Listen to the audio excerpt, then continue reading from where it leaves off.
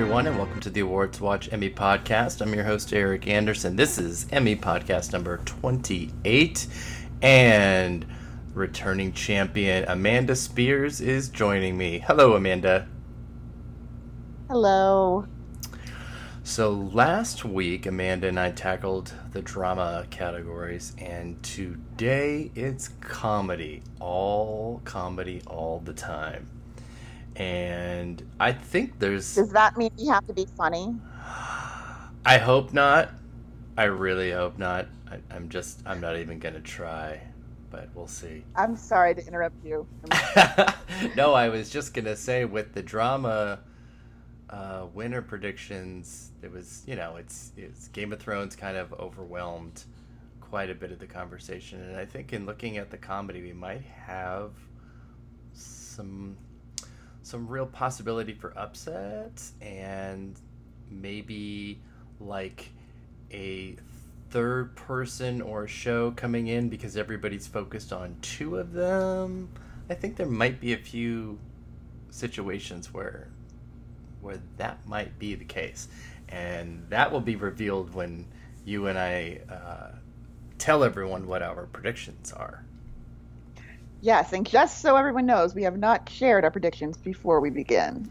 No, I'm not even fully ready. It's gonna be on the fly, but that's part of the fun of it, so I don't really mind. And what is today? Today is Wednesday, August 7th. You'll probably hear this first on Thursday the 8th. Emmy voting doesn't begin till August 15th, so we still have time before... But since you mentioned the Oscars, Eric, can I ask you a quick question? Yes. What do you think about the no host? Well, yeah, I was going to talk about that because that just so sorry. No, oh my God, not at all. That just came out today. You mentioned Oscars, so I'm like, let's just talk about the host thing since that's, the Emmys revealed today at the Television Critics Association that they are going hostless, just like the Oscars did earlier this year. And it's going to be the first time that the Emmys have gone without a host since 2003. And incidentally enough, that was the last time that Fox was carrying the Emmys. They are going to be presenting them this year as well. And as I wrote and was pulled from the quotes from TCA, it's kind of twofold. Fox doesn't really have the same type of late night personality that's pretty traditional for Emmy hosting. But also, as you mentioned, the Oscars went without a host. It went very well. They had a shorter show and they had higher ratings, which, you can't say that it was entirely that, but you can't say that it wasn't a part of it either. So, yeah. There we go. What do you think about it? I think it's great. I think it's fine. Yeah, I think Fox, unlike, ABC, CBS, NBC, doesn't have a late night programming, like you said. But also, when you look at the last two people who've hosted for Fox, they had Jane Lynch and they had Andy Samberg. They don't really have a comedy show right now where they could pull somebody to host. Mm-hmm. So I think it makes sense. And frankly, I think that all of these award shows are going to struggle to find people to host because it's basically like an invitation to have your life dissected under the media glare. Who would want that? Well, I'm sort of torn Everything you're doing on that. Being taken in a critical place is the minute your name's announced. Everything you've said or done or then haven't done is going to be dissected. That's fine. Maybe don't be a terrible person then. But even if you're a non-terrible person, if somebody's looking for something, they could make a story out of something. I don't know. I think so, but I don't think it's really about that. I don't know. I think that's overstating it a little bit. But we'll see how it goes. One of the reasons too that was mentioned is that you've got some major shows that are signing off this season, like Game of Thrones and Veep and The Big Bang Theory, all of which have nominations. at the Emmys, and they want to give a little bit of time to give them a proper send-off, which is cool, and I think people will like that. I think it's the kind of montagey stuff that people won't mind, rather than a totally nonsensical one like the Oscars do sometimes. Yeah, and they did that for The Sopranos, so hopefully Game of Thrones is a little bit better of a night than The Sopranos did on their last evening. Yeah, well, yeah, exactly. I think that's also kind of on inevitable. Fox, ironically. Yeah, I know. Also Isn't that weird? when Ryan Seacrest hosted. Yeah, that's a good reason not to. Yeah, there's plenty of reasons not to have a host, but we'll see how it goes. It's yeah, we'll see how it goes. Let's get into our categories. Let's have some fun. Awesome. And jump right in. And we're gonna start with guest actress in a comedy series. And we have Jane Lynch for The Marvelous Mrs. Maisel, and her episode is Vote for Kennedy, Vote for Kennedy. Sandra Oh, Saturday Night Live, her hosting episode. Maya Rudolph, The Good Place. Chidi C's The Time Knife. Fiona Shaw, Fleabag for episode 2. Kristen Scott Thomas, Fleabag for episode 3. And Emma Thompson, Saturday Night Live for her hosting. I love this lineup. It's a good lineup. And I think it's really open. Yeah, I completely agree. I don't think this year there's a front runner like there was last year. Well, if I had to... well, you do have to. Well, I'm getting to it. If I had to... My instinct for a prediction right now is Jane Lynch. Yeah, and I think she was a lot of people's last year, too. Yeah, I think she just got kind of overshadowed last year by the it girl of the moment. And of everyone who hosted SNL last year, Tiffany Haddish was, if not your top choice, most people's in their top 3. Mm-hmm. And as a reminder, Tiffany Haddish submitted herself, and she won. Well, she submitted herself because SNL wanted to submit her, but she had already submitted herself, so it's not really the same thing. Yeah, but it's kind of awesome because she's just like, I'm not wasting any time. Yeah, she was ready. She was ready. Exactly. I love this character for Jane Lynch. I really do. I think it's just like the opposite of what she's best known for. But I really think that if there is a spoiler, I really kind of love Kristen Scott Thomas from Fleabag. I would love for it to happen, for sure. I know. I mean, I would love Maya Rudolph to win. I'd be happy with a lot of these. Yeah, I would as well. I'm probably leaning Lynch as 2, but it's weird because she does exactly the same thing that she did in the first season in her nominated episode. It's practically a complete retread, which is part of the irony of it, is that her character just retreads and redoes her own jokes over and over again, and that's it.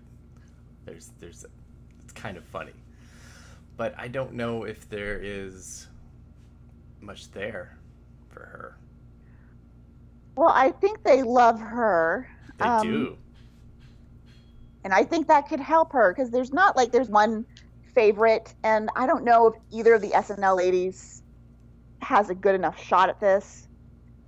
I don't know. I mean, like I said, I love Kristen Scott Thomas, but I could see how both her and Fiona Shaw just kind of are filling up space. I don't know. I don't know either. All right. I well, really then think let's I get like to that it. she had 2 episodes this season, so I think that I honestly think what she did in the season finale might have been a better option, but yeah, I do love that everyone who gets sent out of her house gets a fur coat. I mean, that's kind of. I come visit. I would bear. I would go there on the hottest day in New York. Yeah, sure. All right, well, let's rank them. Let's do it, and start from the bottom and go up. to your Oh, winner. God, that's been harder. Well, not if you have your list. Yeah, okay. Fiona Shaw. Okay. Emma Thompson. Sandra Oh. Maya Rudolph, Kristen Scott Thomas, and Jane Lynch right now. I would go... I'm still moving pieces around. I know. So. I would go bottom up. Oh my gosh, actually very close to the alphabetical version. Emma Thompson, Kristen Scott Thomas, Fiona Shaw, Maya Rudolph, Jane Lynch, and Sandra Oh winning. I don't think Sandra Oh is going to win. I think her nomination here is the proof that the acting branch is ready to give her her award. I think she's going to win both. Not. Okay. I do. At least today. It's on August 7th. I think she's going to win both. But we'll see. We'll see. All right, let's move to Guest Actor in a Comedy Series, which we have one more nomination for. We've got Matt Damon, Saturday Night Live, host Matt Damon, Robert De Niro, Saturday Night Live, host Sandra Oh, Luke Kirby, The Marvelous Mrs. Maisel, All Alone, Peter McNichol, Veep, Oslo, John Mulaney, Saturday Night Live, host John Mulaney, Adam Sandler, Saturday Night Live, host Adam Sandler, Rufus Sewell, The Marvelous Mrs. Maisel, Look, She Made a Hat. That's crazy. So if I was going to set up a category to guarantee an outcome, this would be pretty much what I would do. Because if Peter McNichol cannot win this, Veep has problems.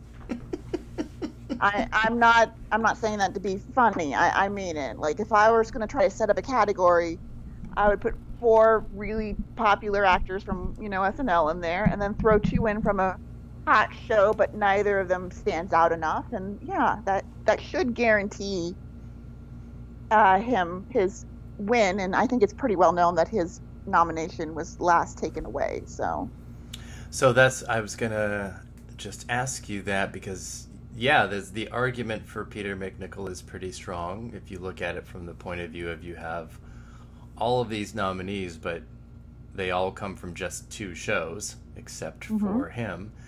And then that disqualification, which was totally out of his hands. But I don't know. Is that enough? Well, the one thing that should help him, and you can call it vote splitting, you can call it what you like. If you don't like SNL being in this category, that eliminates 4 people. There's very little that either, and I love Mrs. Maisel, Rufus Sewell, or Luke Kirby do that would warrant a win. This is part of where the series can't bump. Yeah. So this is one of those races that if if Veep can't win this, it's going to look really bad. Now, of these other 6 people, because we've got 7, if there is one who I think might have a chance at it, and I can't believe I'm about to say this, I think it's Adam Sandler. Because he gave us... That's the prevailing prediction right now, is Adam Sandler. Yeah. Well, I think Adam Sandler gave us a classic SNL episode. He turned in an all-time kind of best. Mm-hmm. And like Tiffany Haddish last year, he was front and center in his episode. Mm-hmm. The entire time. He was the driving force. And you can't say that about every host. No, sometimes they are severely sidelined. Yeah, and I think like Matt Damon, I don't know what this poor man needs to do to win an Emmy. But he was great as Brett Kavanaugh. And it could be enough, but I just don't think it will be. I'm definitely leaning Adam Sandler for a lot of reasons. It is a very classically hosted episode. He has a great narrative with his history of the show and parting. I got fired. And parting from the show. His songs are great. His tribute to Chris Farley is going to be, I think, a major thing. So I feel like he's got a lot of advantages over anybody else. And it won't matter that he has 3 other competitors from the same show. It's not really the same. We've never seen SNL with 4 in one. Yeah. We've seen up to 3. So, and I think that you're right. I mean, the Chris Farley tribute kind of just pushed it over the top. I love that he brought Chris Rock back and did that "I Got Fired" song. Yeah, there's a lot that's great. I mean, I think John Mulaney is better, but it's not. I think John Mulaney was better last year. I think he's more of the team player who's ready to kind of step back a little. That's fair, yeah. Yeah, I don't know why they nominated Robert De Niro. I mean, that seems like a little bit of a waste. But I can't stand that nomination. It is extremely undeserved. And he's also, I think, probably in last or at least 6th place. Yeah. I agree with you on that. But I love Peter McNichol as Jonah's uncle. I thought he was so good in the finale. He's like, they have a word for this. He's so proud of his nephew. I just love that whole sequence where Jonah's like, but you told my mom this horrible thing. I love family. I love him in this, and it would be fun for him to have a nice Emmy comeback, because it's been 18 years since he won. I would take that 15 seconds that got him eliminated over almost anyone in that category that year. Yeah. We're in an elementary school. I just love that. He's trying to choke that guy that's like 6'6". It's just Timothy Simons. It was so good. Yeah, I do wonder if there will be some sympathy to that, and that, the rule change that allowed that disqualification to happen, but I don't know. We'll see. And I think the show producers now have become a little bit more aware of what the rules are. Yes, now. Yeah, they can't just, we're artists, we can't think about it. I'm like, yeah, but then this happens, and it just puts everyone in a bad situation, so. All right, yeah. Let's rank do you think that a Veep... What? Go ahead. So if you're... Okay, no, I'll wait till after we do predictions. All right, I'll go first. Can we do top to bottom? Let's do top to bottom, that's fine. I was trying to give some excitement to it, but that's okay. That's fine. All right, guest actor in comedy series. I will go first. Adam Sandler, then Peter McNichol, Matt Damon, Luke Kirby, John Mulaney, Robert De Niro, and Rufus Sewell. Ooh, I like that. So I'm going Peter McNichol, Adam Sandler, Matt Damon, Luke Kirby, John Mulaney, Rufus Sewell, and then Robert De Niro. Yeah, I can see that. I don't know. Almost. So let me ask you this. No, go ahead. Oh, no, I didn't have anything. Go ahead. So let me ask you this. So we know, Veep's in a not the best situation if it's going to win comedy series. Mm-hmm. So basically, everything has to go right for this show, and everything else has to go kind of wrong for a lot of others. Yes, exactly. So if Veep cannot win this category, are they in trouble? Well, I know we do this a lot because the Creative Arts Emmys are the weekend before the Primetime Emmys, and we try and glean, what we can from that. And the guest acting categories are a part of the Creative Arts Emmys, and sometimes they give us a little bit of information, and sometimes it's we're seeing things that maybe aren't necessarily there. I don't think Peter McNichol winning or losing speaks to Veep's ability in the top awards. Now, is that just if it loses to SNL? Like, let's say Luke Kirby somehow pulls this out, or Rufus Sewell. Then is Veep in trouble? I would say yes to that. Yes. I would say that because Maisel is Veep's biggest competition. Maybe. So, maybe it is. Maybe it's not. And I'm just stirring the pot. I know. All. So I think if Luke Kirby were to win instead of Peter McNichol, that would be bad for Veep in a way that if somebody from SNL wins would not be. Yeah, absolutely. Yeah. I think there's a logical train of thought to get to that point pretty easily. Yeah, if Veep starts winning casting and production design and picks up a guest category, then it looks really strong. Yes, definitely. But it's gonna need some help from some of these other shows. Not performing very well. Yeah, it will definitely need that. But since I don't think it's happening. Well, I'm just, We'll I see. just want to think picture as we're going along because I'm still trying to figure out what I'm going to do. So, Yeah, I mean, in a month's time, I might think differently. Yeah, I might think differently after the creatives. Yes, exactly that. If Maisel starts being drama series, I really will not care what happens. Yeah. It beats Fosse Verdon for music supervision, folks. Yeah. All right, let's move over to supporting actor in a comedy series. I love this category so much. Mostly for one reason, but I really love the category. I know your reason. I do. All right. We have Alan Arkin for The Kaminsky Method and Agent Greaves.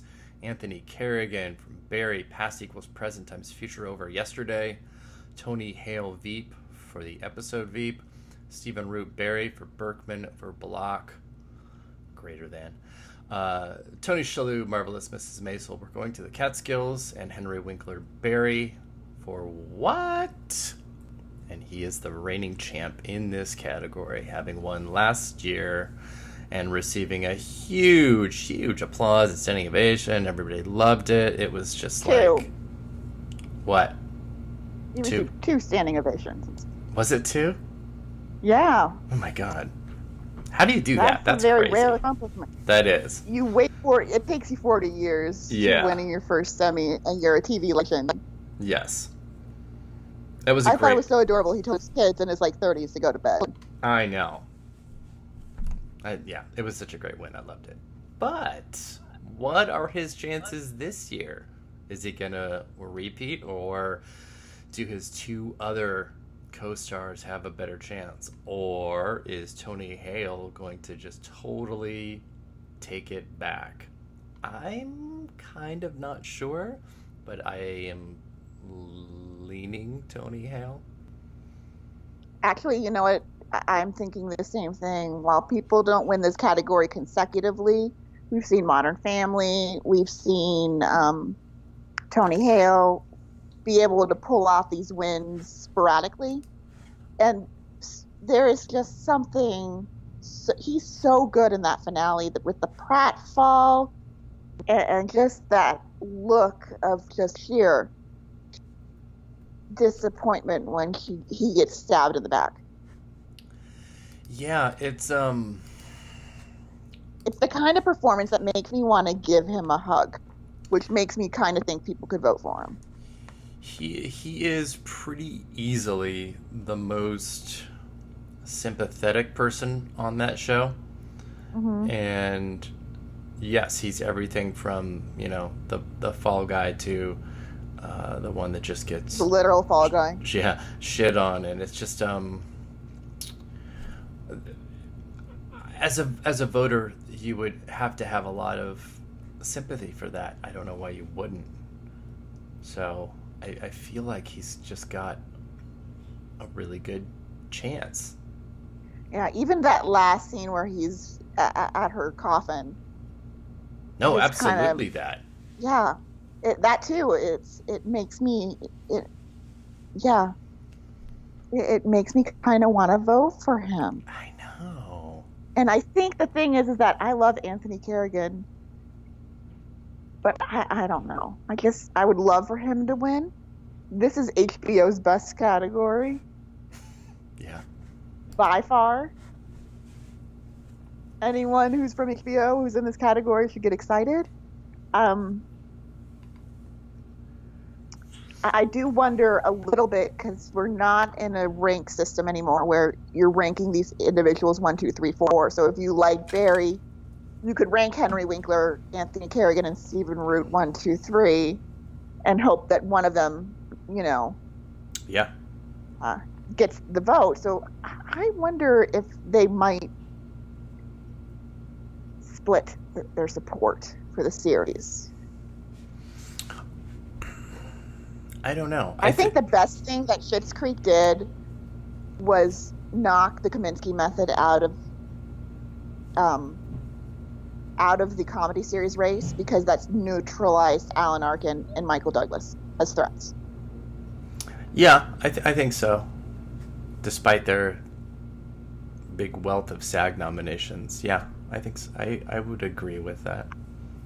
I think there's this little slumming aspect to this where they're like, I don't think so, because the actors don't love that show. There's Dan DeVito's not nominated in guest, and Margaret isn't nominated. There's a lot of little nominations in the guest categories that a lot of people predicted, especially Anne Margaret. Yeah. Anne Margaret was predicted by literally everybody. Yeah, a lot of people expected it to do better, and so I think he. Well, I'm not crazy enough to put him in the bottom 3. I think he's kind of neutralized. Well, what do we make of Tony Shalhoub as a competitor here? I thought he was much more competitive in the first season. I think he's never submitted the right episode for Maisel. Now, whether that matters or not. I think the episode where they deal with the aftermath of him finding out his daughter's doing stand-up might have been just better. I think probably, because it does offer a slightly more looks at him. Yeah, a slightly different version of him than the very routine setup, punchline, reaction, bam, bam, bam, that we see from him in every episode. And he's certainly somebody that is sidelined and sometimes doesn't have really much of a story going on his own, and all he does is react to his daughter. And sometimes it's great and it's funny, and then other times it feels like he's just hitting beats. Yeah. So I don't know. Yeah. And I think maybe that's, despite him being such an Emmy favorite a long time ago, what might have lent him to not winning last year. That would have been wild for the show to win 3. I think he has the easiest race of all the Maisel actors.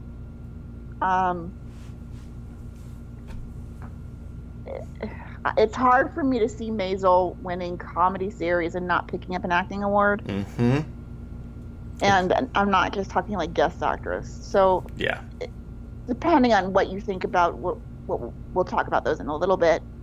This might be one of the easier races for them to win, because you've got 3 people from Barry, and then you're down to Anthony, you're down to Tony Hale, yourself, and Alan Arkin, and Alan Arkin is the only one in a non-nominated series. And last year, with the exception of SNL, we saw this on the comedy side. We're seeing the Oscarization of the Emmys, where it's better to be in a nominated series. Yeah. I think that for both Veep and Maisel, they need this category. I almost wish we started right up at the top with comedy series, because you're right, when you start looking at it like that and building towards something, mm-hmm.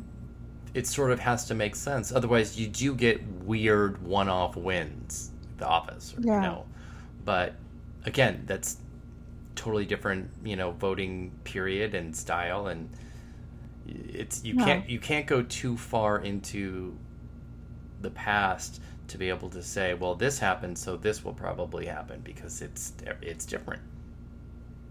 Yeah, it is. Yeah. I still think that of the Barry men, Henry Winkler is probably the easiest to get behind. I would agree with that as the previous winner, despite the fact that I would argue he has the least to do and is the least worthy, even though I like him. And NoHo Hank, I love you, but you should have submitted the series opener. Wait, what's that? I think Anthony Kerrigan submitted the wrong episode. I think he should have gone with the season opener. Yeah, I was a little surprised. It's good. Yeah. And he looks funny, and he is funny, but I think I probably agree. Because it's got that sobering, dramatic moment at the end of it, which I think kind of shows his range a little bit more. Again, if you would like us to help you with predicting with choosing your episodes, please feel free to contact us at Awards Watch. Anytime. All right, Yes. let's rank our supporting actors in a comedy series, and Amanda, I'll let you go first. Okay. Tony Hale, Tony Shalhoub, Henry Winkler, Alan Arkin. I love them so much. Anthony Kerrigan, and then Stephen Root. I think I'm going Tony Hale, Henry Winkler, Tony Shalhoub, Stephen Root, Anthony Kerrigan, Alan Arkin. Oof. Yeah. Yeah. But like with a lot of these categories, I think there's only the top three are like really, really realistic. I wouldn't look at a bottom half, a 4, 5, or a 6, and go, yeah, I have them at 6, but I think they could totally spoil if you look at it like this. There's not really a lot of that. I just think that if it's this much of a crapshoot, sorry for that terminology, then somebody like Alan Arkin might benefit. That would be terrible, because that benefits nobody but Alan Arkin. I know, and I just hated that series because it's just two grumpy men. Yeah, I don't really need that. Yeah, no.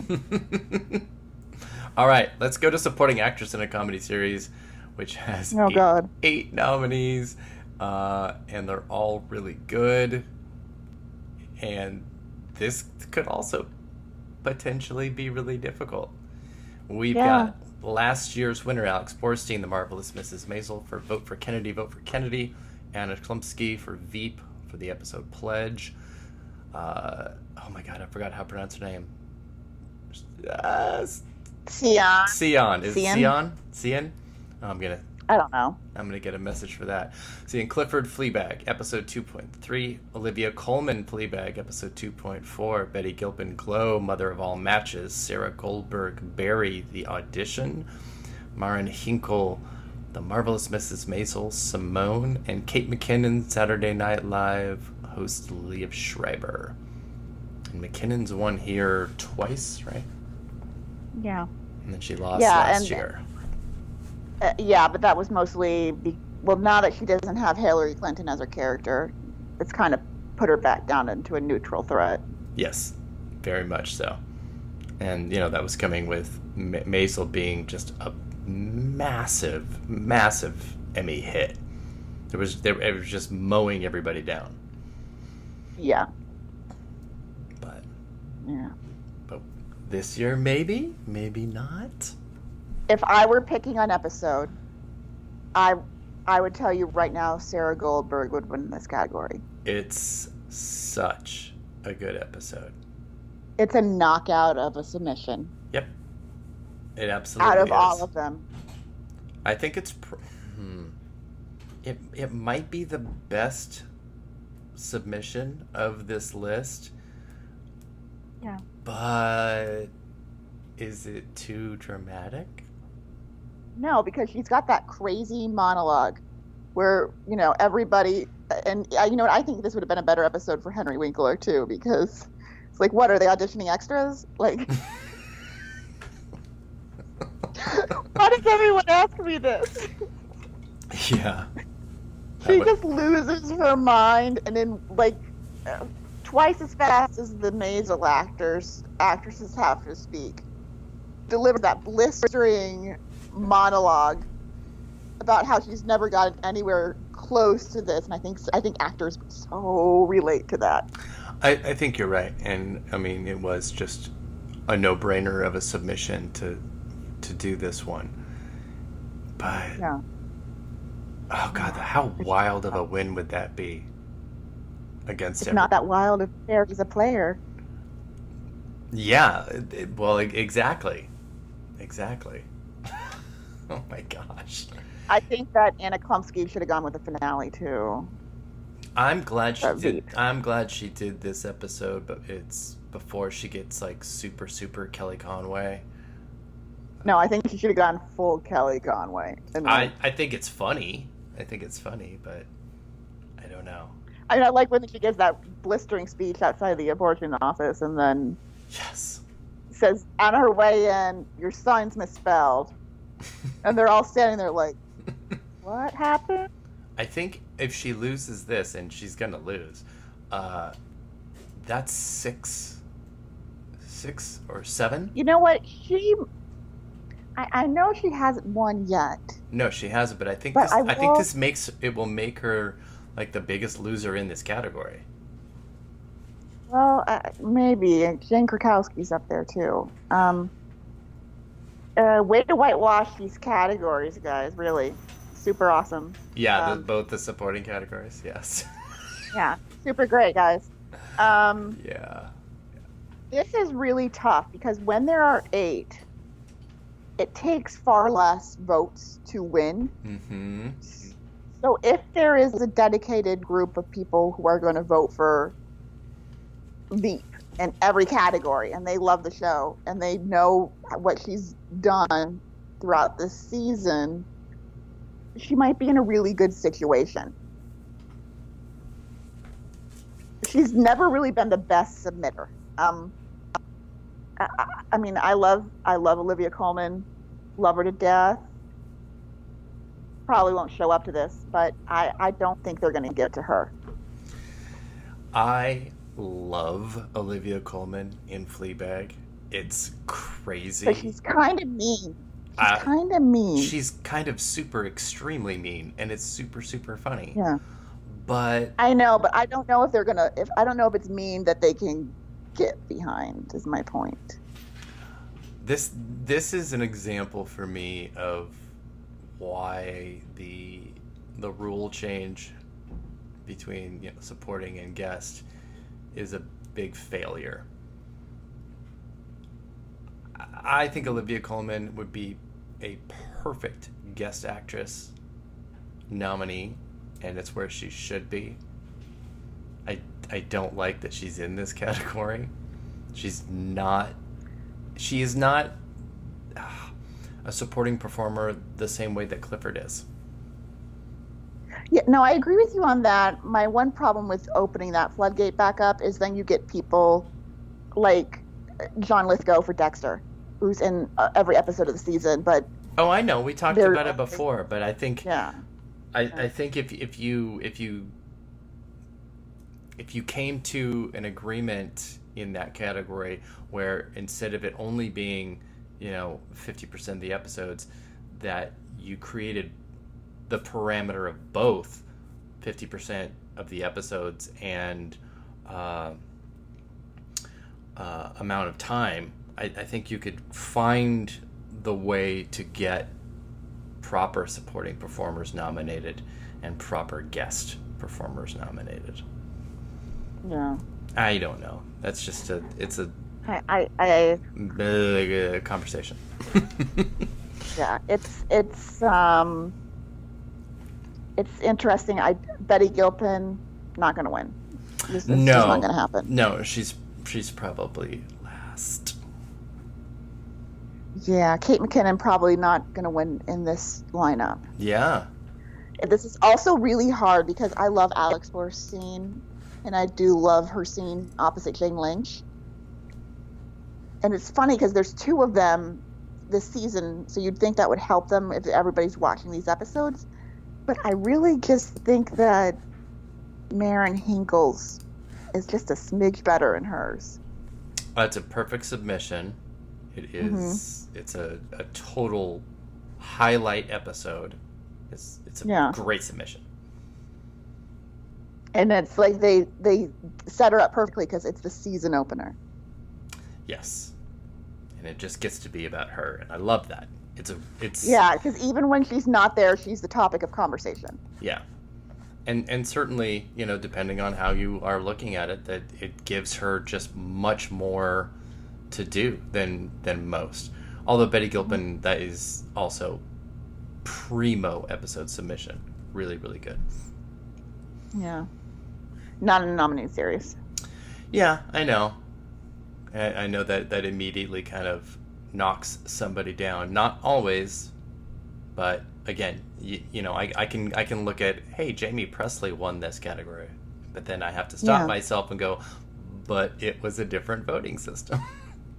Yeah, you can't it do was. that. And when we've seen two Kate McKinnon wins. Yeah. Which one of them was an FU to Trump, and then we have Alex Borstein, who was great. She won voiceover. She won. It was very clear that she was kind of, her time had come. Yeah. This year in this race, I think we could see an upset. So I can't count out Olivia Colman, but I do think there is that little bit of like, okay, you just won an Oscar. Really, you really think we're just going to give you an Emmy? It might be better that The Crown didn't air. Is my point, meaning that. Well, I think a huge part of her nomination is the Oscar win for sure, but I don't even see a win here being out of the question at all. No, this is tough. Yeah. This one's really, really hard, and well, I mean, what you have here are the three top shows competing for comedy series. We have Maisel, we have Veep, and we have Barry. Yeah. It's I almost wish these supporting ones were in the creative arts, because this is where I want to see my tea leaves in these two supporting categories. Because what if Barry wins both? What if Maisel wins both? What if Veep wins both? If Veep wins both, it starts looking really good to pick up series. Well, I think it would be more than that. Yeah, if Anna Klumsky was able to win this, yeah, it would be a shock then for Veep to lose. But I don't. Yeah. Everything for Veep. The thing is that everyone thinks, oh, you have to be nominated for writing and directing. You don't. You need one or the other. But if you're going to go down that road, for Veep to win, it needs Maisel, Barry, Fleabag, almost to self-destruct amongst themselves. Yeah. But everything has to go wrong for those series, and everything needs to go right for Veep. Yeah. Yeah, absolutely. That's the bottom line. Well, okay. Okay, so what are your... Am I going to go first? Yeah, what are your top four? Oh, my God. My top 4 of 8? Yeah. Okay. Oh, my God. And let me remind you, the tape system did give us a Merritt Wever win for this. So, anything can happen when there's 8. That's all I'm saying. I know. Which is... Okay. All right. Oh, my God. All right, here's my ranking. Let's do our top 4s. Go. Our top 4s? No, why don't we do our bottom 4s? Let's do the bottom 4s since it doesn't matter. Okay. Because the top 4 is where I'm going to be like, I don't even know what I'm going to say until the moment that I say it. Okay. Right. I know my bottom 4, so go. Okay, my bottom 4 is Kate McKinnon, Betty Gilpin, Sian Clifford, and Anna Klumsky. Oh, ooh. Okay. So 8, I have. I hate to say it. Kate McKinnon. Sorry, not Kate McKinnon. I have I'm looking at the wrong name. Betty Gilpin, Kate McKinnon 7, 6, Sian Clifford, and 5 is Maren Hinkle. Oh, wow. Yeah. So we have a different top 4. We do.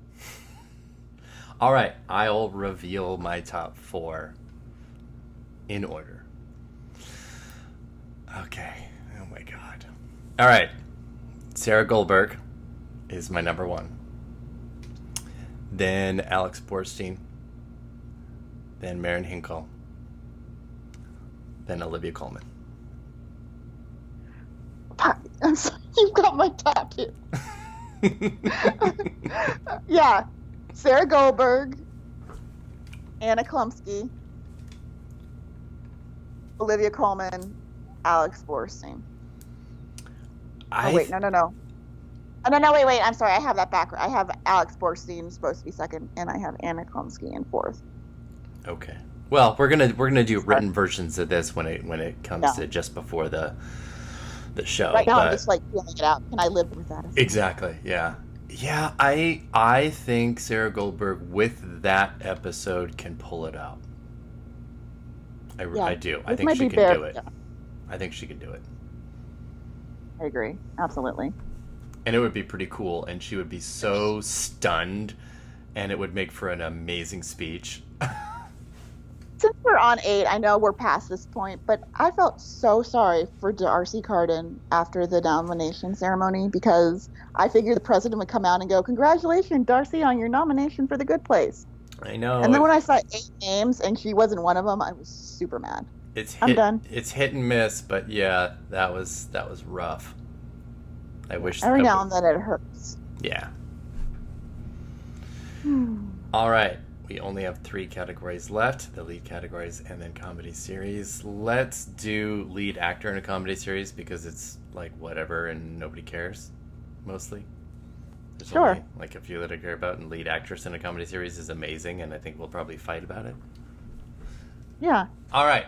Lead actor in a comedy series: Anthony Anderson, Blackish, Purple Rain; Don Cheadle, Black Monday, 365, The Pilot; Ted Danson, The Good Place, The Worst Possible Use of Free Wi-Fi. Free Will. Wow. Although that would also be a really great title.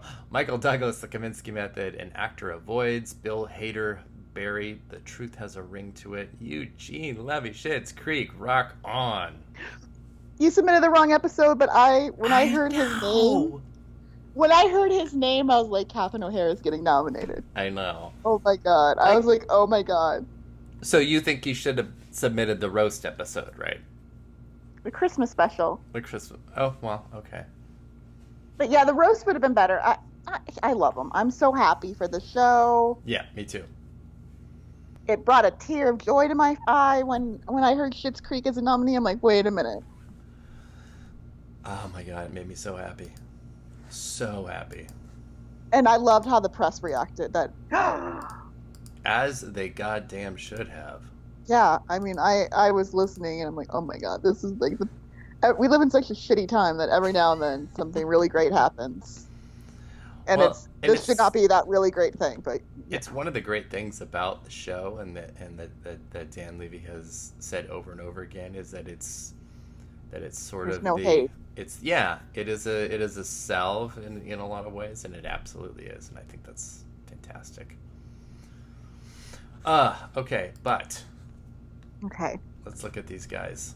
So, Anthony Anderson, Don Cheadle, and probably Michael Douglas. You are not in a nominated series, so you're probably not going to win, although Michael Douglas, you make me a little nervous. Really? Just a little. I'm just stirring the pot, but he would be my number 4. Yeah. I guess, no, that's reasonable that he would be 4. Yeah. I really wish they'd stop nominating Don Cheadle for these non-funny performances. I don't care. I'm fine with it. It's the fact that they got Eugene Levy in there. I'm not going to complain. I'm happy. Yeah, exactly. They can nominate whomever they want. They could have put anybody in, and I would be totally okay with it. Just to the fact that Eugene Levy is here is just amazing to me. Oh, it makes my... And I saw an article with Bill Hader, who's, probably going to win his second Emmy. Yeah, I think so. Said it just made me so happy that Eugene Levy and Catherine O'Hara got in. And it only takes enough people to be that happy to check him off.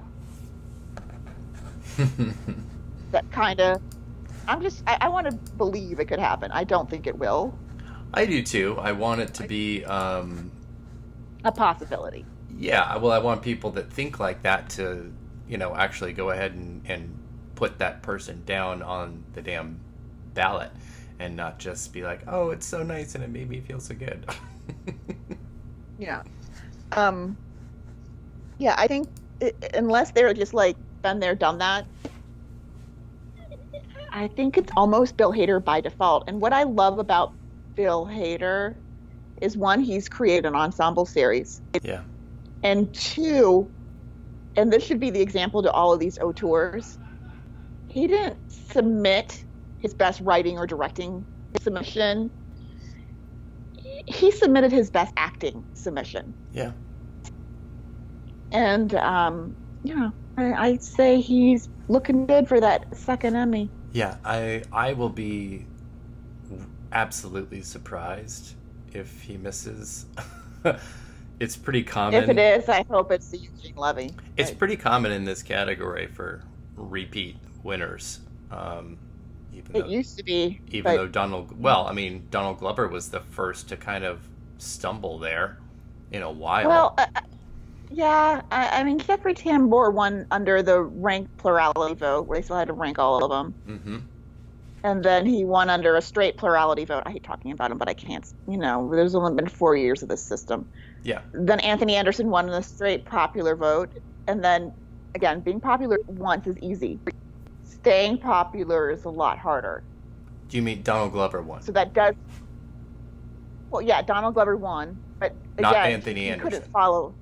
Oh, God, no, I'm so sorry. I'm looking at the name. No. Donald Glover won. Yeah. Although I'm sure Anthony Anderson was like, why can't it be me? Anyways. But it's harder to stay popular in a plurality vote. So that does make him a tiny bit vulnerable. Okay. Yeah, I see what you mean.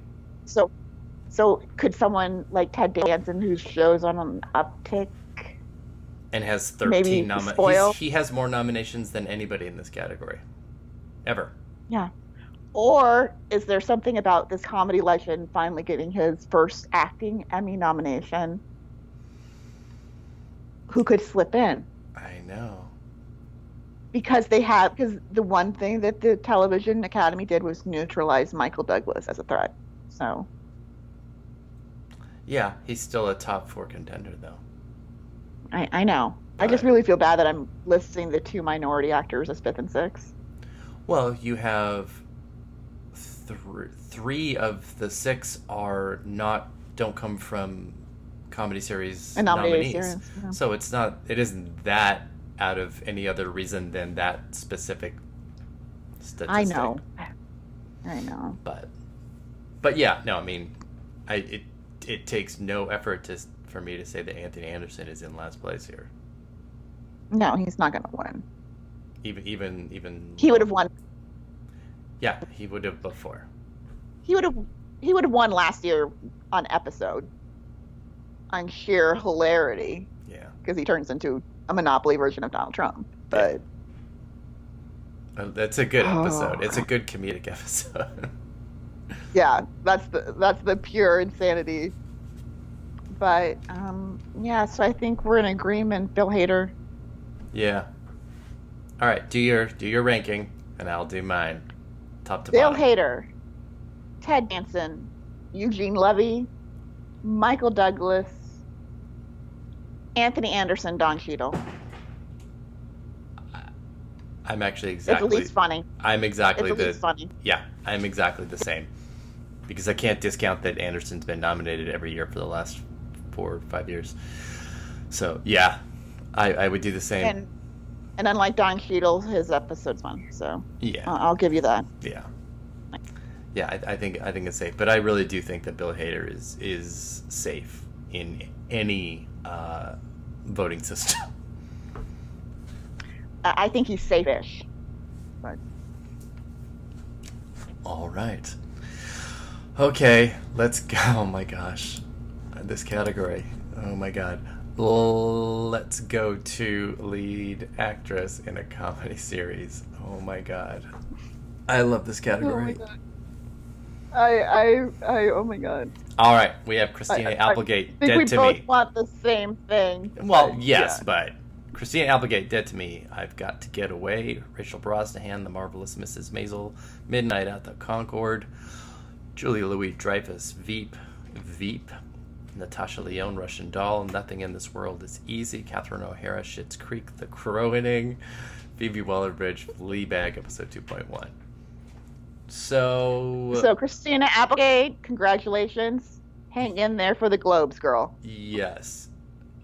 Looking at these and just cutting it to the quick based on episode submission, Christina Applegate made a huge mistake, and she is totally in last place with that. Well, she's the only one not from a nominated series, so. Or from, like, nominations anywhere else. Yeah. I love that they got in. Love it. I love that she's in there. Yeah. But let me float my theory past you, because we all probably think Julia's going to win. Yeah. Let me just ask you this. Let's say people get a little apathetic about this, and they just know they think she's going to win. But so the voters, they go, you know what? I know Julia's going to win, so I'm going to vote for Catherine O'Hara. Am I completely just wishful thinking? No, this is the Ben Affleck Best Director snub theory, where you think somebody is Bradley Cooper is so locked in that you don't bother voting for them, and then you just clearly have enough people that thought the same thing and did the same thing, and felt like they might have felt like they were throwing their vote away on someone who wasn't going to win or get nominated, and then poof, there you go, it happens. I do believe that Catherine O'Hara was not in 6th place if we saw the nomination totals. No, I don't either. First of all, shame on TCA. I know you love Fleabag, but you couldn't give Catherine O'Hara. Sorry. Yeah, I'll stop. I was really hoping she was going to win. I was hoping she was going to win too. I mean,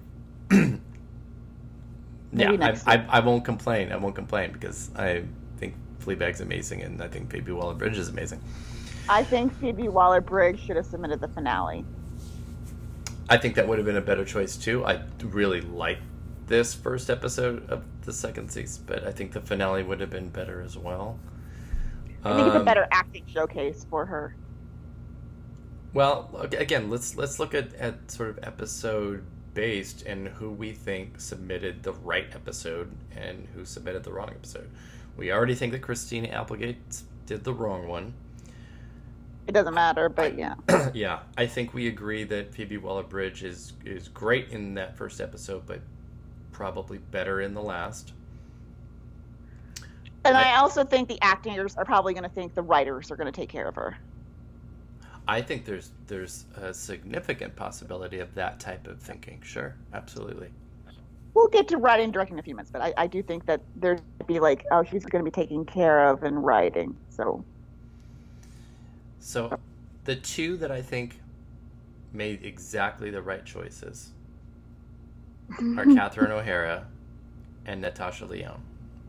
Natasha Lyonne's is the first episode, the series premiere, which for a show as wild as that is, I think it was exactly the right thing to do because it establishes the whole plot and everything that's happening.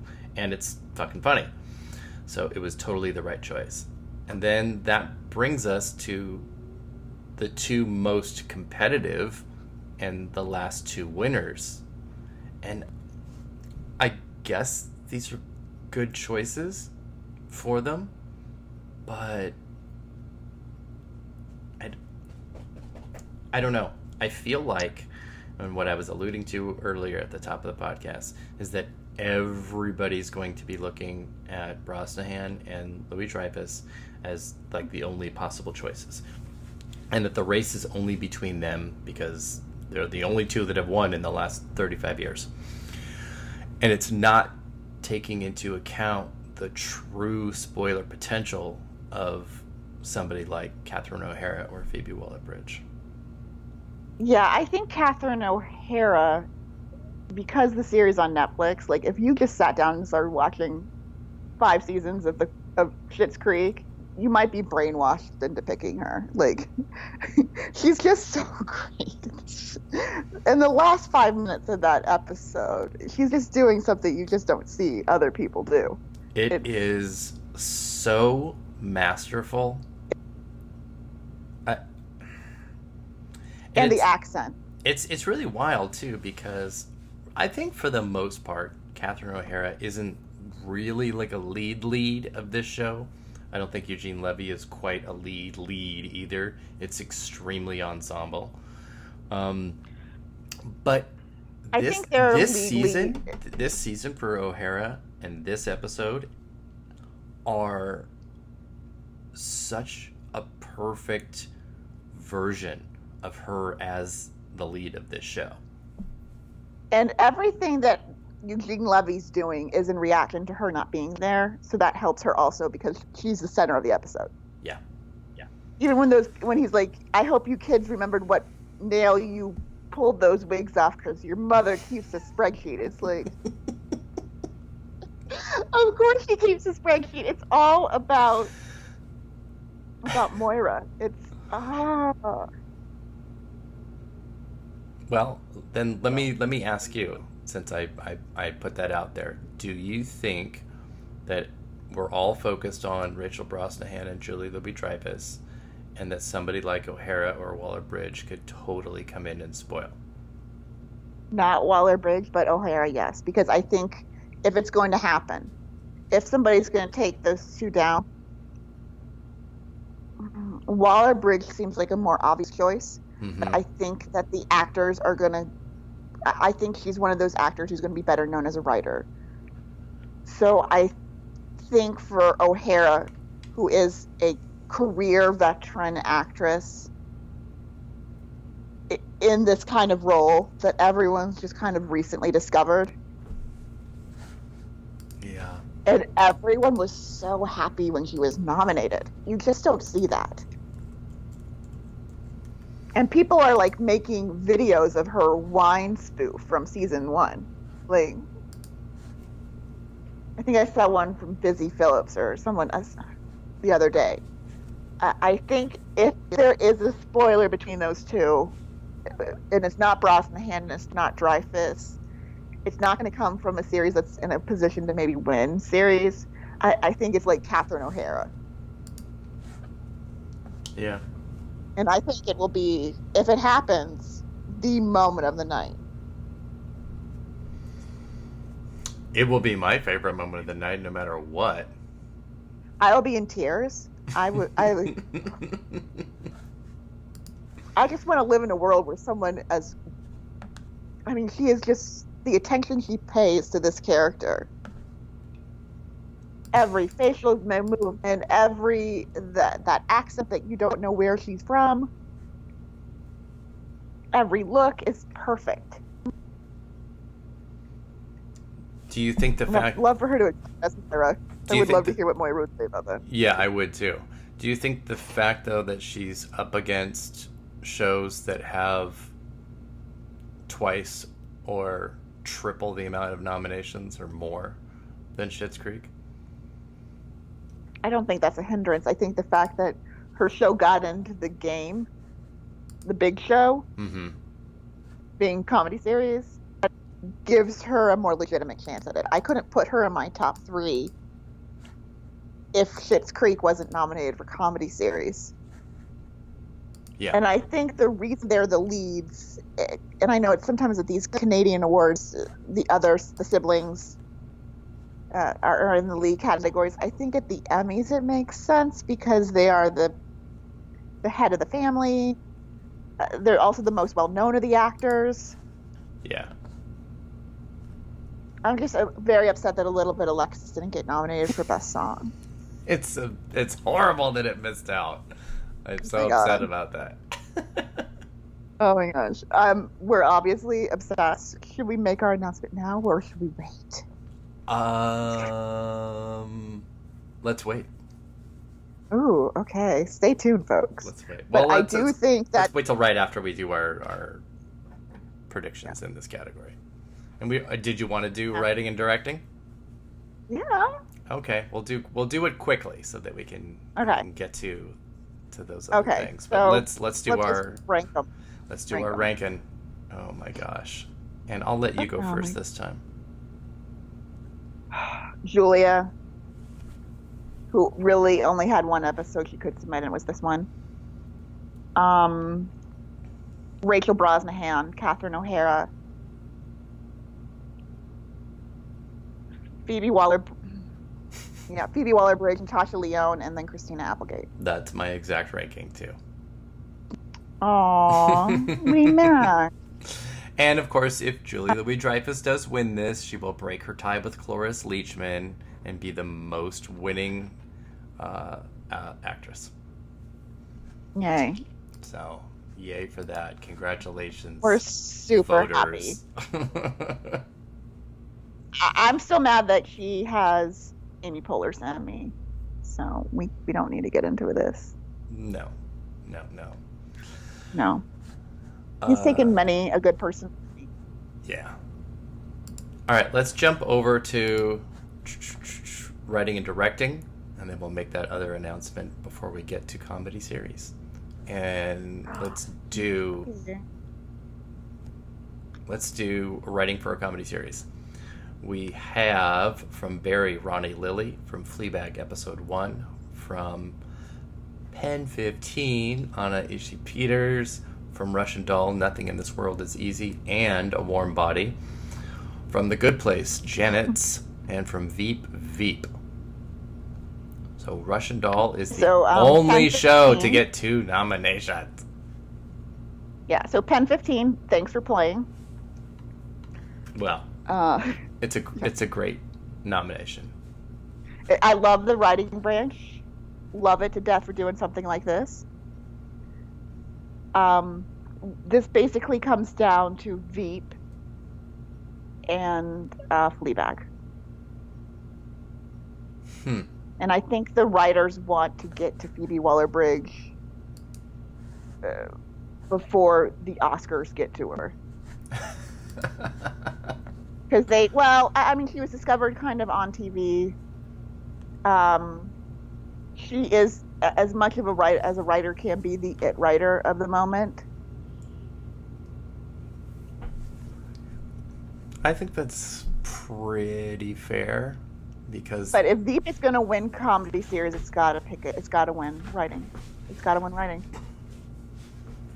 And I think this episode of Barry that's nominated is pretty clearly perceived more as a director episode than a writer episode, even though writing isn't totally dialogue. There's more than that, but it's certainly going to be seen more as a directing episode.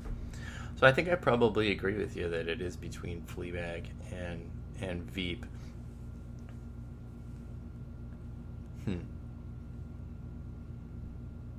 Yeah. I don't know what to do with Russian Doll, but I'm probably gonna. I think they're going to cancel each other out. I don't know about that, but it's going to be. Right, it's going to be right in the middle for me. Well, this is the one thing that I will point out is in the past 4 years, any show with double nominations hasn't won. So that knocks out Russian Doll. So if you don't want to believe in vote splitting, that's one thing, Eric. But if you look at the past 4 years, it's either they're vote splitting or there's just one episode of these series that they just more. So however you want to think about it, it just hasn't happened. So I would knock out both of the Russian Doll episodes, and that leaves you with Barry, Fleabag, The Good Place, and Veep, because we already eliminated Pen 15. So yeah. I think you can eliminate The Good Place also. I think that's another one of those writers being writers. Yeah, no, that's on the bottom half, and it's, again, a great episode, but also really more of a directorial and an acting episode more than anything. So. Well, I think it's so clever that, yeah, I could see why the writers... I mean, this was in my short list of episodes where... I think that I agree with you on Barry. If it wins here, I think it's got a really good chance of winning comedy series, but I don't know if they're ready for that yet. But for Veep, this is do or die. They've got to pick up. They can't just win actress. They just can't win actress, casting, and series like they did a couple years ago. Well, Veep's only won this once. Yeah, and that was the last time they had one nomination, so this might be it. It's so wild that Master of None beat it twice in a row. Yeah, and what was the one thing that Master of None did? They only had one submission. Mm-hmm. How many did Veep have? 2, 3? Yeah. You're like, I know she's right, but I don't want to give her credit. I'm just kidding. No, I just... sometimes I look at it like that. Sometimes I don't. Yeah. Yeah, I know. I get it. All right. Then let's do our ranking for writing so we can jump over to directing. Okay. All right. I'll go first, I guess. Yeah. Okay, fine. Fleabag, episode 1. Veep. Barry, Ronnie Lily. Russian Doll, Nothing in This World is Easy. Russian Doll, A Warm Body. The Good Place, Janet's, and Pen 15 on H.C. Peters. Okay. I'm very close. Until I see what the oh God. Phoebe Waller-Bridge makes so much sense, but so does Veep. She has 4 individual nominations this year. I know. Including 2 series. I mean, she's not getting snubbed everywhere. Yeah, I mean, The Good Place isn't going to win. Fleabag probably not going to win. I'm sorry, Killing Eve's not going to win. Fleabag's not going to win, so that's 2. So she's down to 2. Yeah, it's whether they're ready to anoint her with an award. God, it's so tough. Okay, right now I'm going to go tentatively Veep, Fleabag. Even saying that doesn't sound great. Barry, Russian Doll. All of a sudden I can't see that. Nothing in This World is Easy. The Good Place, Janet's. Russian Doll. Nothing in this. A Warm Body, and Pen 15. All right. I think it's going to be really. I just want to see what's going to happen at the Creative Arts. I know. If the Creative Arts is anywhere near Veep, then I'm going to change to Phoebe Waller-Bridge. But if it's going to win comedy series, it's got to pick up something else other than Julia. Yeah. I think so too. But yeah. I also don't think that things are going to lean Veep's way, so I don't know. We'll see. All right, let's go to Outstanding Directing for a Comedy Series. And we have 2 episodes of Barry, The Audition, and Ronnie Lily. Fleabag, Episode 1, The Big Bang Theory, The Stockholm Syndrome, and 2 episodes of The Marvelous Mrs. Maisel, All Alone, and we're going to the Catskills. Okay, so I would point out again that on the comedy side, no series has won comedy directing in the past 4 years, nominated against another episode. However, on the drama side, we have seen Game of Thrones and The Handmaid's Tale take down another episode when one is so clearly the episode. So, yes, The Handmaid Pilot, Battle of the Bastards. So I think that for the first time on the comedy side, we have we have two of those actually kind of episodes. So this is a race that comes down to Ronnie Lily, which is just technically perfect. Mm-hmm. And I cannot believe an actor directed it. Like that's going to help him out a little bit. And then you have Daniel Palladino's We're Going to the Catskills, which has that very confident shot where the camera is still and we're just watching all the action take place in the house from outside. Yes. And it takes a lot of confidence to frame that outside and let the comedy come from just the chaos. Well, and the absolutely perfect blocking and timing of your players. Oh, yeah, absolutely. Absolutely. So one of those two episodes is better than the other. The Audition is a great episode. Frankly, I think it's a better written episode than Ronnie Lily as far as like dialogue-driven. Sarah Goldberg's speech. I love that speech. And All Alone is more of a classic Maisel episode. So. Yeah. And the Big Bang Theory is not going to win. So. No, it's here by default, and it exists in last place. So it's. Yeah, you probably just took Veep's spot, like. Oh yeah. Yeah. Or maybe actually, Russian Doll would have made more sense here. Maybe. Yeah. Yeah. Either way. Big Doesn't Bang matter. Theory shouldn't be here. Yeah, I think this is the last time we'll see it since this is the person who got this role put in. So.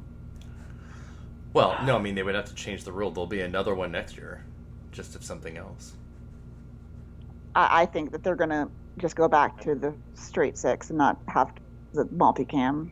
That would be so funny and so just awful if that happened, just to get him in here. Well, he's the one who complained. He's the one who got the rule change. I know. Okay, so we know it's in sixth place. It's not going to happen. Congratulations on your Emmy nomination. Yeah. Okay. All right. Well, then I think we do have a real battle. Yeah. But I think it's between one episode of Barry and one episode of Maisel, and not either of the shows with itself. No, it's not. This isn't a case where there's a very clear choice between the two for each series. Would you say that the top four, though, are Barry and Maisel? Yes. Me too. Because I think Amy Sherman Palladino, her stock's rising, so she's still going to get votes. Yeah, I think that's perfectly reasonable. All right, what's your ranking? Ronnie Lily, We're Going to the Catskills, All Alone, The Audition, Fleabag, episode 2.1, and then that Big Bang Theory. I think I have the exact same as you. I'm not sure about my placement for The Audition and All Alone. I'm kind of going back and forth. I'm just figuring but I think you're twice the length, so yeah, whatever. And I think that, and being that it's Amy Sherman Palladino who just won, pushes that over. So I think my ranking is the exact same as yours. Yep. So weird when we agree. It's sometimes it seems so obvious. Yeah. I don't know. We'll see. Yeah. But I think we will see a clear choice for where it's one or the other. I think the other episodes kind of, like I said in the past, we've seen multiple episodes kind of cancel themselves out because none of them stood again. Clearly the one wasn't favored over the other. So I'm stammering. I'm sorry. Okay, so we can go right to comedy series, or if you want to talk about The Thing. You can? Yeah. Let's All right. talk shit. We're going to shit talk. We're going to do some shit talk. All right, Amanda, you go ahead and tell listeners what they can be looking forward to in the future. We are going to do a shit talk podcast where we discuss Schitt's Creek leading up to its very sad series finale. So look for it. We're going to try and get some guests. We're having a spin-off. Yep. Shit talk is coming. Yes, because we're obsessed. Yeah. And this is the only way we're ever going to meet Dan Levy. I'd be fine with just a retweet, but yeah, okay. Yeah. We're trying to get it. We just want to get him on by the last episode. Yes. I look forward to that. I can't wait for that. These people are crazy. Yeah. So. All right, we're closing with comedy series, and I'm not going to read the full episode submissions because that will just take us here until tomorrow. So we have Barry, Fleabag, The Good Place, The Marvelous Mrs. Maisel, Russian Doll, Schitt's Creek, and Veep. So, just like with lead actress, there's this sort of idea that it's, Veep versus Maisel because they're the last two winners. But then we have the real strength of Barry, both last year and this year with nominations, and Fleabag, which is absolutely the it of the moment show. I think it's like the indie darling. Yeah. Yeah. I don't know if that's enough to push it to a win, but it's certainly possible. It has all the right nominations. It has all the right potential to get there. Just as much as the others do. And more in Veep's case. Yeah. Again, for Veep to win, everything has to go wrong for Barry, Maisel, and even Fleabag. It can't just win on its own. It's going to need some help. And that isn't even saying that it's not possible, because it's completely possible. It is completely possible. We see this all the time where shows get these huge nomination totals, and they're just there. They're not. And that could be the case for some of these series.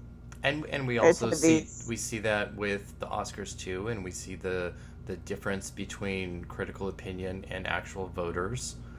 The TCA went completely all in for Fleabag, and it won all three of its nominations. But that doesn't mean that Emmy voters are going to do the same. No, and it's weird because Amazon and HBO are both in kind of this really awkward situation where it's like, which show do we support? Yeah. Because we know there's going to be another season of Maisel. Mm-hmm. They're on their hands and knees begging Phoebe Waller-Bridge for another season of Fleabag. Yeah, hopefully it won't take 3 years this time. Yeah. We know there's going to be another season of Barry, and this is it for Veep, but Veep is still their flagship comedy, and they might want to send it out on top. Yeah, I mean, I can see a situation unfolding just like Game of Thrones and HBO just completely hammering everything. And one thing that you and I spoke about was, can it get to 45, HBO? Yes, that's right. Yeah. Can it be the all-time... Too bad it's not on CBS, because CBS currently holds the record with 44 wins. Yes. Can HBO do it? And if it's going to do it, it needs Veep and Barry to perform. Mm-hmm. And for an HBO series, when you look at the shows that won, this is really early for Barry. Yeah. Usually they got to be around 3 or 4 seasons. Yeah. It took Veep Comedy a while. Or drama. Yeah, it took Veep 4 years. It took Game of Thrones 4 or 5 years. Yeah. Yeah. Yeah, 5th season. I mean, Sex and the City, one in the later seasons. Yep. Sopranos, same deal. Yeah. So they all had to wait for other network shows to kind of get out of the way for it to happen. Yeah. And that's different now because there are no network shows other than The Good Place. That's just kind of barely holding on. And that's not a threat. Barry is the most successful first season comedy series on HBO ever. Yeah. And I mean, Barry hits all of the markers of popularity, both with critics and already with the Emmys. And the one thing that is going to hinder a show like Fleabag and not hinder a show like Barry is they're both auteur shows, meaning their stars are writing and directing episodes. Mm-hmm. But Fleabag is not an ensemble in the same sense that Barry is. Barry has scenes that take place without Barry in the room. Oh, yeah. Fleabag is the Phoebe Waller-Bridge show. Yep. So that is one thing that we've seen. You know, Atlanta didn't win. Girls had trouble. Louis, I hate saying his name, but I'm just rattling off auteur shows. So I do think, tentatively, I wonder if Veep I wonder if HBO pushes this enough to get Veep in to that final win. Well, and as you were saying, with that all-time record of 44, Game of Thrones is going to be doing the heavy lifting there, and on that side, it's far less competitive than it is on the comedy side. The comedy side for Barry and Veep is extremely competitive in every one of their categories. And we should also mention that for HBO to do this, you know, John Oliver's going to do its lifting. Yeah. It doesn't have like a Grammys telecast that's going to rack up some wins for it. It's got to do this basically in the top categories, and we're talking comedy, drama, limited series, and the variety categories. It's not going to get those special. It doesn't have like a big special. It's got to compete against all those Oscar winners as far as the documentaries are concerned. Yeah.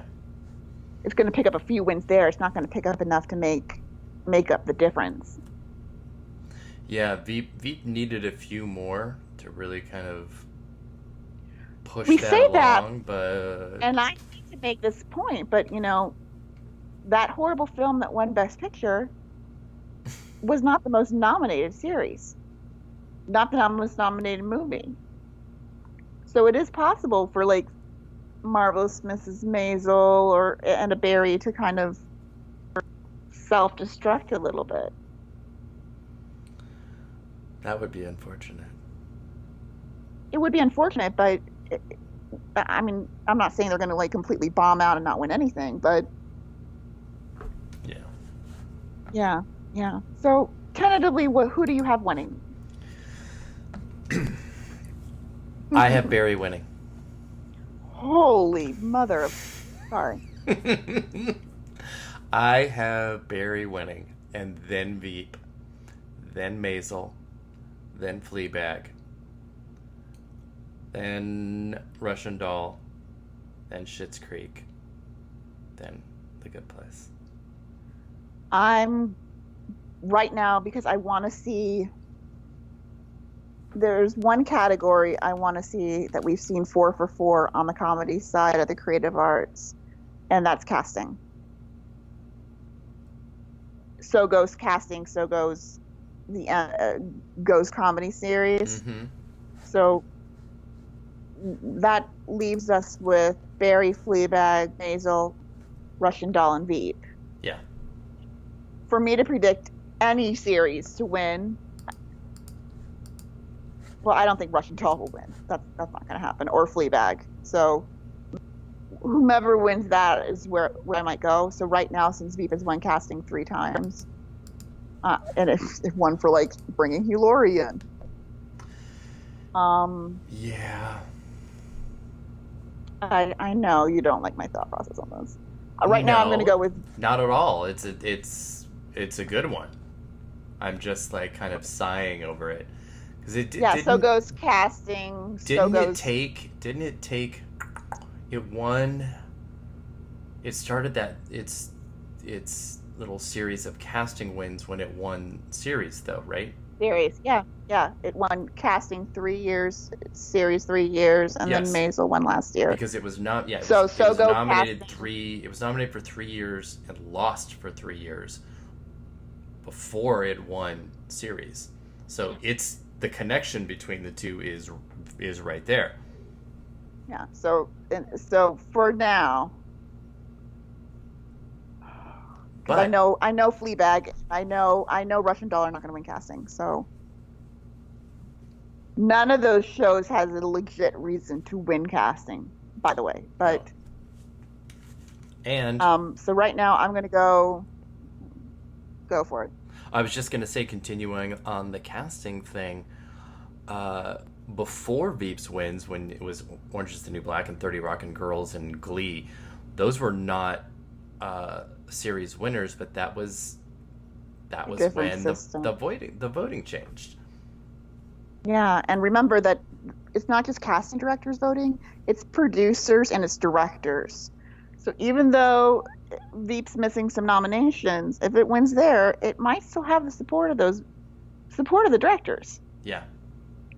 So right now, tentatively, because I really don't know what to do, I'm going to say Veep, Maisel, Barry, Fleabag, Schitt's Creek, Russian Doll, and The Good Place. I can't put Schitt's Creek lower than 4th. I'm sorry. Or 5th. I'm sorry. I can't do it. And I think Russian Doll's a little too weird to win comedy series. So there you go. Yeah, I'm not seeing it really as a winner. I think the only potential winners are my top 4. Yeah. No, I agree with you on the top 4. So. Oh, this is.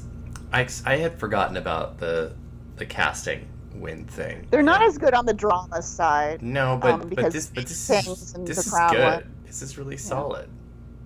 Yeah. I will be waiting on the second night to see what happens casting wise. So goes casting, so goes comedy series. So until that breaks, I'm just going to go that way. And I think the thing that's impressive too about Veep's last casting win is that it was for totally brand new casting directors. So it wasn't just like, oh, they really wanted, Allison Jones to win. It was like, no, they wanted Veep to win. Yeah, they had so much work to do, those casting directors. Oh, goodness. They had to find Jonah's girlfriend. Seriously. Yeah, I think that's one of the things that benefits a show in the casting department when you do have new people season to season and it's not just the same people. So I think that benefits something like Fleabag. Well, they don't go auteur, so how hard is it to cast yourself? It's not big enough, too. I mean, these are generally really large ensembles. Barry, Maisel, and Veep are ensemble shows, so... Yeah, true ensembles. Yeah, absolutely. That's tough. Yeah, I will probably... Depending on what happens at the Creative Arts, I will probably lean. If Veep is able to win this again, I'll be like, okay, fine. If Veep wins casting and picks up one other award, production design, Peter McNichol, yeah. Yeah, I would go that way. we know Julia's probably going to win. I mean, just because we're stirring the pot. Yeah, no, she probably is. Yeah. I'm so sorry, listeners, that we have been absolutely no help. And such a downer on a potential Veep win. I know. And we're like, basically, I don't know. Yeah. No, it's not that. It's a genuinely exciting race. It's a tough race, I think, in this category for that top 4 in a way that it is not in drama series. So I'm glad that we have.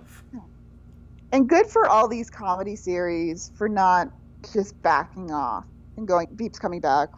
We're gonna stay out of this. Yeah.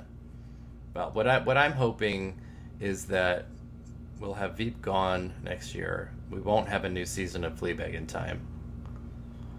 We might not have that for another 5 years. Yeah, so I'm hoping this isn't Schitt's Creek's one and only. I hope it makes it in for its final season, too. I'm hoping that next year it builds up. And again, Dan Levy, if you would like some help on your submissions, please feel free to contact us, because we definitely have opinions on your writing submission and directing, for that matter. Yes, but we disagree on it, so. We disagree a little bit on it, but between Eric and I, we will find the time to discuss this and come up with the right episode for you. There you go. Or maybe two. Or no, you're going to submit one, and you're going to...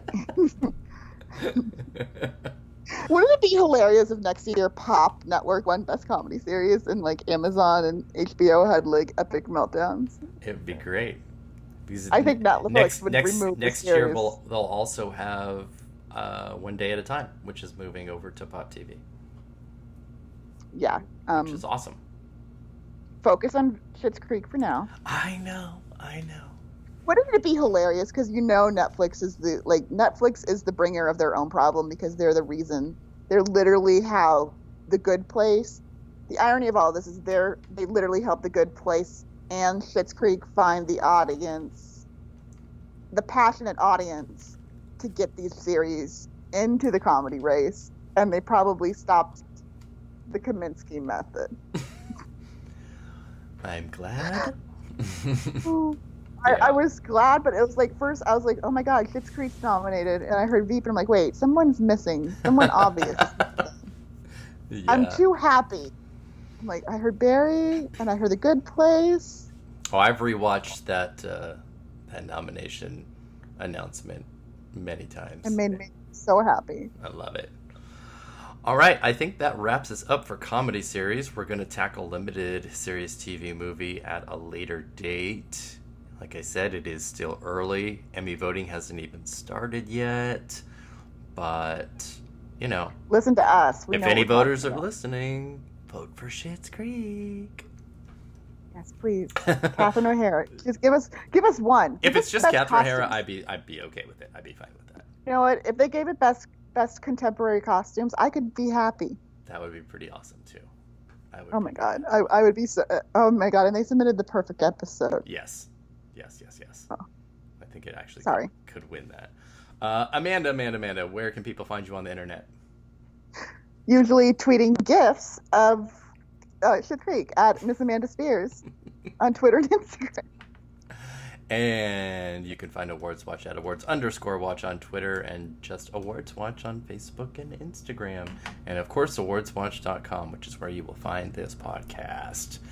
So for now, thank you for joining me once again, Miss Amanda. Thank you. And thank everybody for listening.